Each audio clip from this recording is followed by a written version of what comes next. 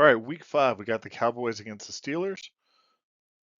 The line is Pittsburgh by 2.5, and I am going to go ahead and take Pittsburgh.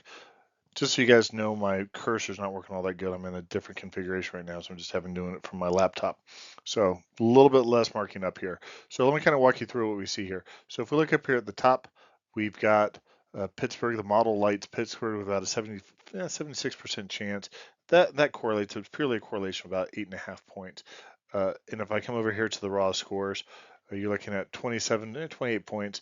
And I think the 14 points that the model likes for Dallas, again, NFL teams aren't going to be held throughout the year to that much of a low scoring team, especially when you have a team uh, with a quarterback like Dak. One thing I would point out is look at this horrendous rushing rank from Dallas, and that's going to affect their passing ability as well. CeeDee Lamb hasn't been playing well, and then meanwhile you come over here to uh, Pittsburgh. Yeah, they're not exactly they're not really rushing real good, but they've got a I think that they have enough of balanced attack between their offense or defense, and um, and then with what Justin Fields brings them. Whereas the Dallas offense has just looked anemic, and we look at how they've played. They're 2-2, so they beat a very bad Browns team. They beat a very bad Giants team. They got whooped up on by I think what is probably a okay Saints team, and I think they got beat up by they barely lost to a very good Ravens team. So all in all, I'd be like, they just aren't really showing it.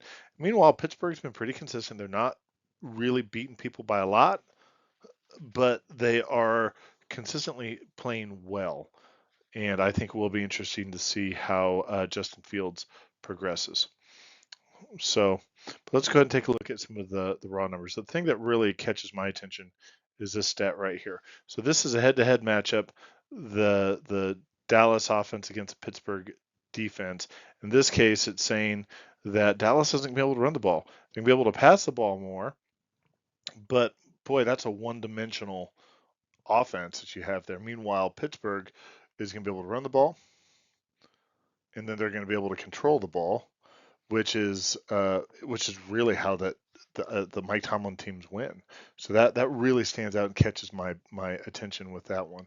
Then a couple other things that catch my attention. Just see a lot of interceptions. I'm sorry, sacks over here, which I think oftentimes lead to that interception piece as well. So that's what I see is going to be the keys to the game there. Realistically speaking, I think the team that we see from Dallas is probably going to make a lot of changes. Whereas I think what we see from Pittsburgh, we're going to see. I don't think that they have as much room to grow. I think we're seeing them play probably the type of ball we're going to see from them all year. What's going to be interesting to see is does Dallas continue to suck to the way that they have, or are they going to make some changes? So anyhow, if you like what you listen to, click like and subscribe, and I hope you listen some more. Thank you.